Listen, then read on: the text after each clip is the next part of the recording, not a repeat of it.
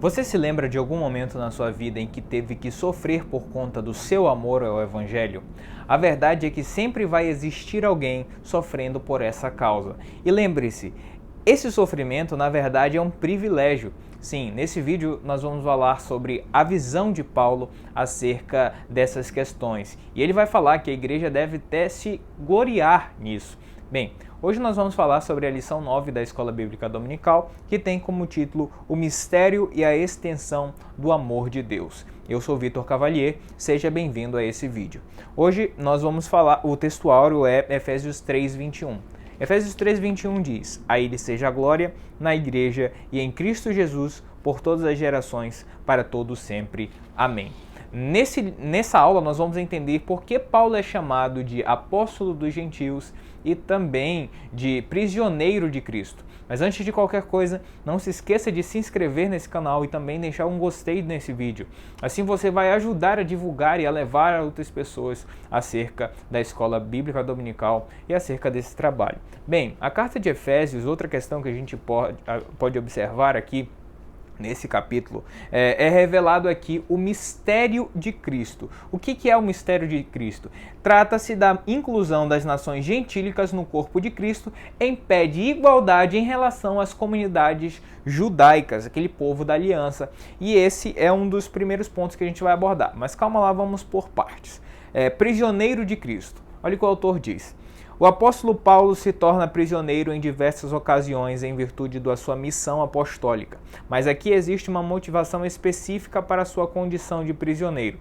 Por essa causa, eu, Paulo, sou prisioneiro de Cristo por amor de vós. Efésios 3:1. Aqui Paulo vai falar o seu lugar e a posição dos gentios em relação ao plano divino da salvação. Aquelas pessoas, aquele povo que antes era um corpo separado, um corpo estranho, agora está próximo de Jesus, agora está próximo de Deus, sendo ali membro da mesma família de Deus.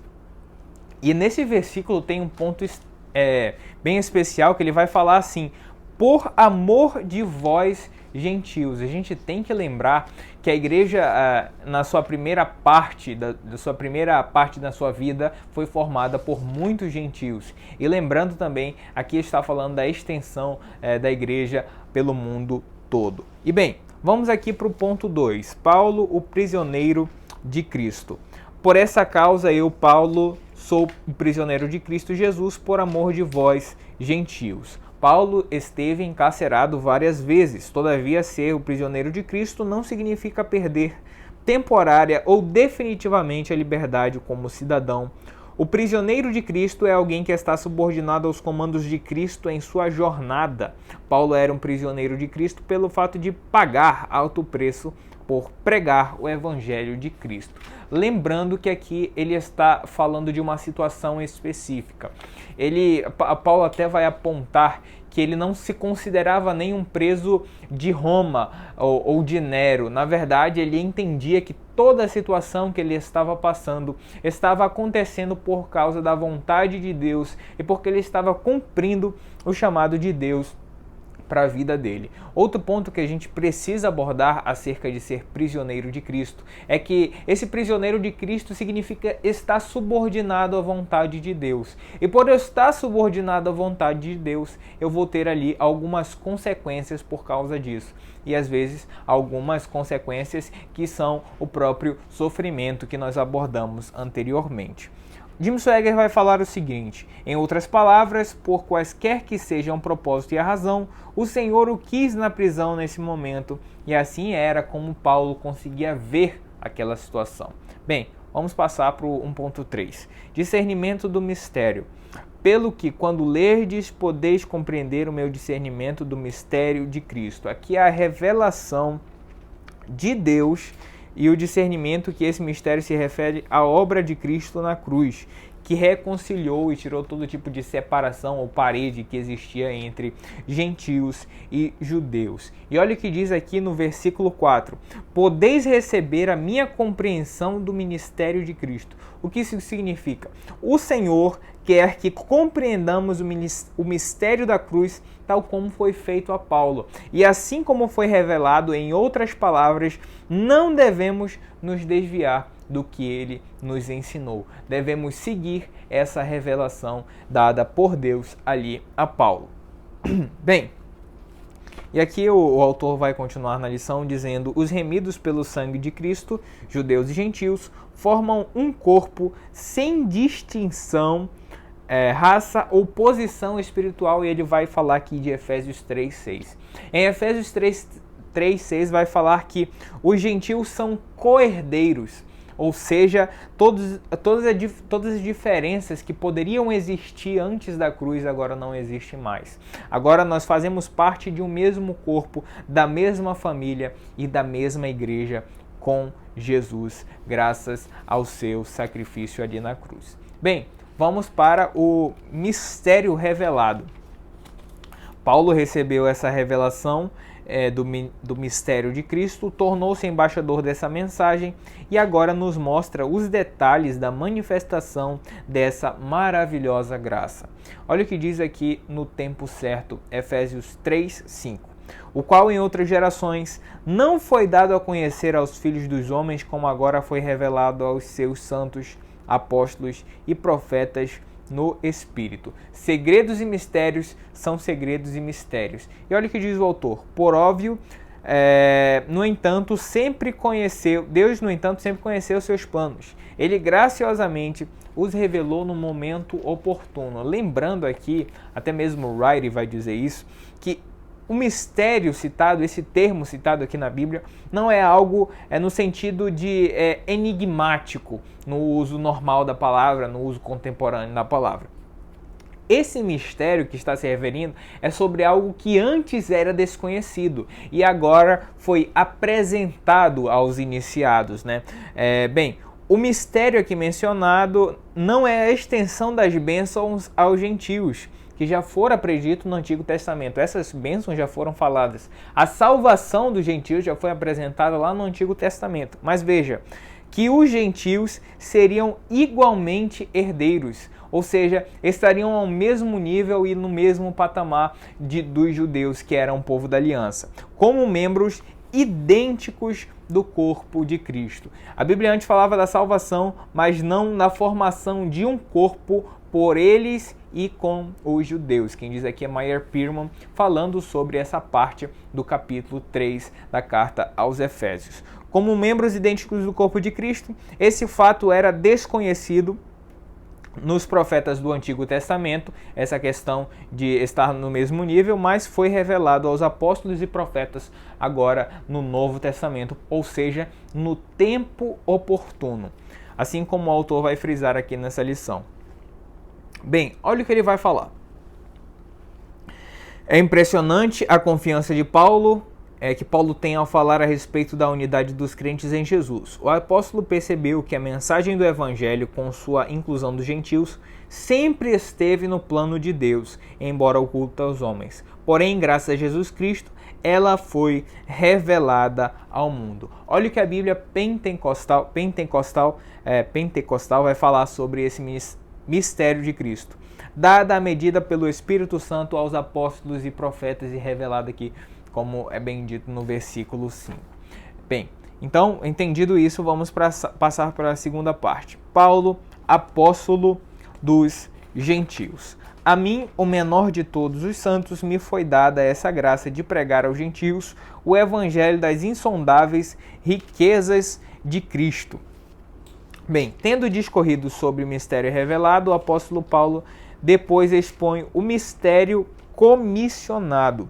Deixa eu só achar aqui, encontrei. Aqui mostra essa humildade de Paulo, de forma que só é possível através da cruz e pela graça que Jesus nos apresenta. Paulo faz questão de manter a sua humildade, mas mesmo assim não deixa de lado a importância que o próprio Jesus entregou a ele de levar esse ministério e o apostolado aos gentios. Pregar o evangelho aos gentios era como expor o profundo mistério à plena luz do dia, de maneira que todos pudessem vê-lo claramente. Essa era a missão. Aqui Paulo mostra realmente a sua visão acerca do ministério que Deus deu a ele. Esse ministério que levava a esperança de salvação, assim como os israelitas tinham, a todos os povos durante o mundo todo, a extensão do mundo. Bem, veja o que é dito ainda aqui nesse versículo, que é algo interessante. Ele vai falar sobre as riquezas incompreensíveis de Cristo. Isso porque recebemos essas riquezas de Cristo, nós gentios, exclusivamente e por meio da cruz. E essas riquezas só crescem a cada dia mais e essas riquezas vão durar para sempre. Essas são as maravilhosas riquezas de Cristo. O autor da lição vai destacar aqui Atos 26:18, que diz: para lhes abrires os olhos e converteres das trevas para a luz e da potestade de Satanás para Deus. Veja a expressão, lhe abrir os olhos. Isso porque Satanás quer que o perdido, que o pecador, que o gentio sem Deus, que as pessoas que não acreditam em Cristo permaneçam nesse estado de cegueira espiritual, na sua condição de pecaminosa, na sua condição depravada, e não quer que em nenhum momento as pessoas saiam dali. É por isso a importância da pregação. E aí vem a questão de levar a palavra de Deus para todas as pessoas sob influência do Espírito Santo nas nossas vidas. É isso que o que Deus quer, é isso que o apóstolo Paulo vai falar aqui. É isso que ele quer realizar através das nossas vidas, na vida das pessoas, trazer a luz, trazer a salvação e levar Jesus Cristo a todos os povos. Bem, vamos para o 2.3. Olha o que é dito. A igreja, a agência de Deus. Efésios 3:10 diz o seguinte: para que pela igreja a multiforme sabedoria de Deus seja conhecida agora dos principados e potestades nos lugares celestiais. A exposição que Paulo faz aqui é o clímax de qualquer consideração sobre a identidade da igreja. Ele está a dizer que a obra da salvadora de Cristo tem repercussão pelo trabalho da igreja nos lugares celestiais, todos os principados e potestades. Nesse sentido, a igreja ocupa posição superior aos anjos na estrutura do reino de Deus. Aqui esse mistério é o propósito de Deus no sentido de congregar em Cristo todas as coisas, até mesmo as coisas dos céus, como as coisas aqui da nossa terra. Outra coisa que é importante dizer acerca dessas questões espirituais de anjos, Wright vai dizer que seu ministério faria até os anjos perceberem a sabedoria de Deus em seu plano para a igreja. Olha o poder do mistério e do ministério de Deus revelado ao Paulo. Isso Egger vai falar que aqui apresenta a igreja proclamando as hostes angelicais parte da sabedoria de Deus, lembrando que até mesmo os anjos não conheciam esse mistério anteriormente. Ou seja, você vê a importância da igreja, a importância da revelação de todas essas coisas. Bem, ele vai falar aqui de Efésios 3:11, ele vai falar de Efésios 3:13, que diz assim: portanto, vos peço que não desfaleças nas minhas tribulações por vós, pois nisto está a vossa glória. Lembrando aqui, as bênçãos espirituais por eles recebidas passam obrigatoriamente pelo seu sofrimento pessoal. A igreja vai sofrer, o cristão vai sofrer. Se você diz que é crente, se você diz que é cristão e a sua vida é um mar de rosas, você não sofre perseguição, está tudo certo, por onde você anda você não tem conflito, saiba que o seu cristianismo provavelmente tem alguma coisa errada com ele. Isso porque a igreja é a aversão ao mundo. Tudo que nos oferece, tudo que o sistema mundano nos oferece, a igreja vai lá e diz: não, o meu comportamento, o meu pensamento é diferente disso. É por isso que Deus tem muitos seguidores, mas Deus também, ao mesmo nível, tem muitos fregueses. Como assim? Qual é a diferença? Seguidor é aquele que está a qualquer momento com a pessoa, enquanto o freguês é aquela pessoa que quando o pecado, o mundo, a ideologia, a religião, a política abrir uma loja com preços mais baixos, ela simplesmente deixa Jesus e vai para o lugar que é mais fácil. Essas são as pessoas que não são seguidores, mas são fregueses de Jesus. Quando o negócio aperta, quando o bicho começa a pegar, elas abandonam o barco, porque não querem sofrer. E isso não é cristão de verdade. Vamos aqui falar sobre a extensão do amor de Deus. Ponto 3. Paulo encerra o capítulo 3 orando pela igreja. A gente já falou, lembra do ministério, e agora a gente vai para a oração, mostrando que sempre seus membros serão dependentes de Cristo no cumprimento da missão. Olha o que é dito aqui em Efésios 3,14. Por essa causa me ponho de joelhos diante do Pai. Vemos um grande apóstolo a humilhar-se diante de Deus, reconhecendo a sua soberania e poder. Paulo ministrou à igreja acerca do mistério de Cristo, da posição privilegiada da própria igreja.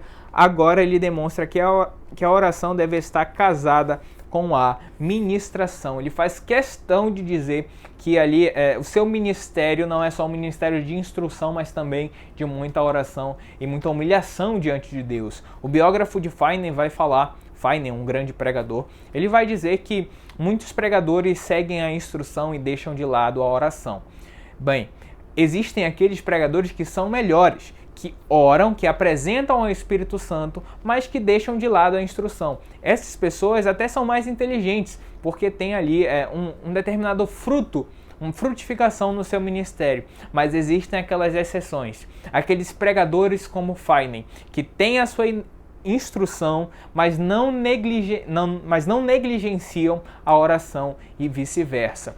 Seguem esses dois caminhos, esses dois lados, e conseguem ter um ministério que agrada a Deus, com o estudo, mas também com a presença de Deus através da oração dos seus momentos com Deus. Muitas pessoas pensam que Lutero teve sucesso na sua carreira e na sua vida por conta dos seus estudos e da sua instrução material. Saiba que não. Lutero passava cerca de 2 horas orando por dia. Ele acreditava que se ele fosse para a rua sem passar aquele momento em oração, Satanás provavelmente venceria ele durante o dia. Portanto, o segredo do ministério de Finney, de Lutero e do apóstolo Paulo não é só instrução, mas também vida com Deus e com oração. Vamos para o que o autor vai dizer aqui na lição. A igreja pode estar de posse das ferramentas espirituais, mas para cumprir sua missão com eficiência precisa do poder do alto. A oração é a ferramenta que o mundo não pode tirar da igreja. Mesmo encarcerado, ore, porque Deus vai estar com você ali naquela situação. Olha o que é dito em Efésios 3,16. Para que, segundo a riqueza da sua glória, vos conceda que sejais fortalecidos com poder, mediante o seu espírito no homem interior. Efésios 3,16. O que a gente pode falar aqui sobre esse fortalecido no homem interior? A Bíblia Pentecostal vai falar que ter nosso homem interior fortalecido com poder pelo Espírito é ter nossos sentimentos, pensamentos, emoções cada vez mais sobre influência da presença do Espírito Santo e da orientação dele nas nossas vidas, de tal maneira que o Espírito possa se manifestar através de cada um de nós. É isso, nós estarmos entregando a nossa vida a Ele para Ele ter essa influência sobre nós. Bem, agora vamos falar acerca da dimensão do amor de Deus. Olha o que é dito aqui em Efésios 3, do 18 ao 19.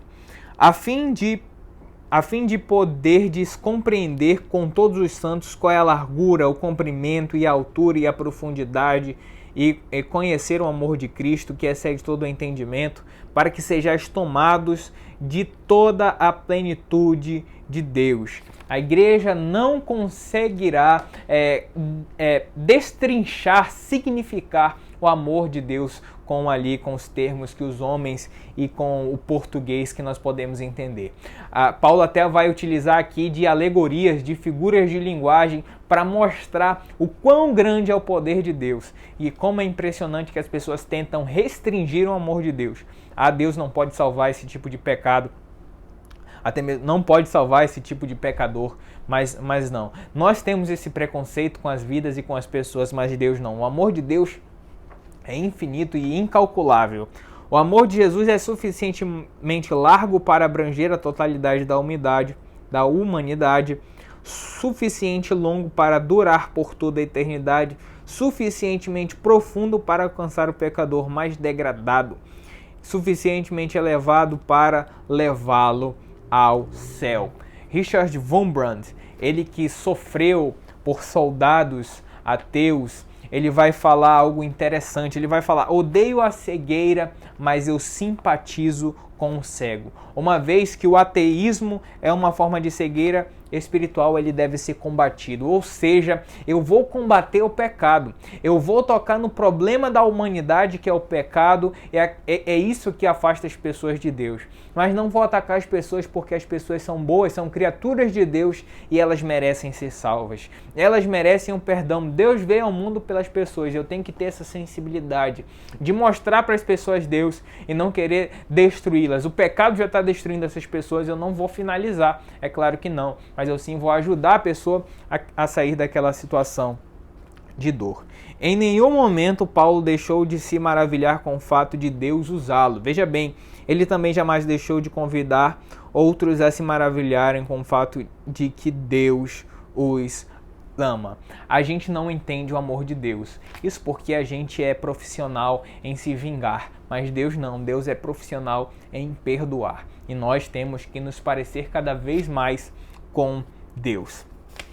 Olha o que é dito aqui no 3.3. Tamanho do poder de Deus. Ora, aquele que é poderoso para fazer infinitamente mais do que tudo quanto pedimos ou pensamos, conforme o seu poder que opera em nós, a Ele a glória da Igreja em Cristo Jesus por todas as gerações, para todo sempre. Amém. Aqui Paulo vai encerrar trazendo 3 verdades bastante significativas na questão espiritual. Primeiro, ele vai reconhecer que Deus responde às orações que lhe são dirigidas. As respostas divinas podem ir além da capacidade humana de compreensão. Portanto, meu irmão, muito cuidado com o que você ora a Deus, porque Ele certamente responde. Se você hoje ora pedindo bronze, Deus pode te dar prata. Se você ora pedindo prata, Deus pode te dar ouro. Se você ora pedindo ouro, Deus pode te dar diamantes, porque o nosso Deus é assim, vai além da nossa capacidade de compreensão. Segunda revelação, declaração de glórias a Deus, pois é o único que faz jus a esse atributo. Ou seja, Paulo apresenta a Deus como o único detentor desse poder. Se existe alguém que pode fazer nas suas vidas, alguma coisa nas nossas vidas, esse é o nosso Deus. E último, letra C. Ele vai falar que o que Cristo faz em nós e através de nós será para sempre infinitamente mais do que tudo quanto pensamos ou pedimos.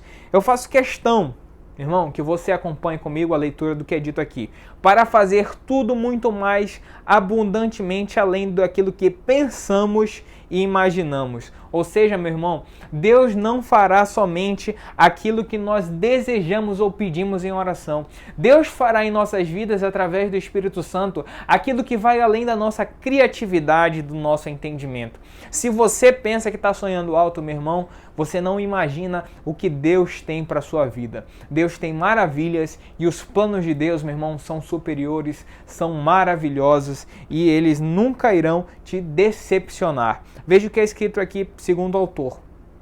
Como a terra é vasta demais para ser explorada, como o mar é profundo demais para ser sondado, também são o amor e o poder de Deus. Eles estão além do nosso entendimento, não precisamos viver como mendigos, já que temos as riquezas insondáveis desse evangelho bendito. Você não merece, eu não mereço, ou então, eu quero só isso, meu Deus, me apresentei só com isso. Não, o amor de Deus, a graça de Deus e o que Ele pode fazer na sua vida é infinitamente maior do que você possa imaginar. E meu irmão, antes de lermos a aplicação pessoal, não se esqueça de se inscrever nesse canal e também deixar um gostei nesse vídeo. E assim você vai ajudar a divulgar e a levar esse conteúdo para as outras pessoas. Olha o que é dito na aplicação pessoal. O que Cristo faz em nós e através de nós, por seu grande amor e poder, será sempre infinitamente mais do que tudo o que pedimos ou pensamos. Que Deus abençoe sua casa e sua família. Fique com Deus e estamos aqui na próxima lição.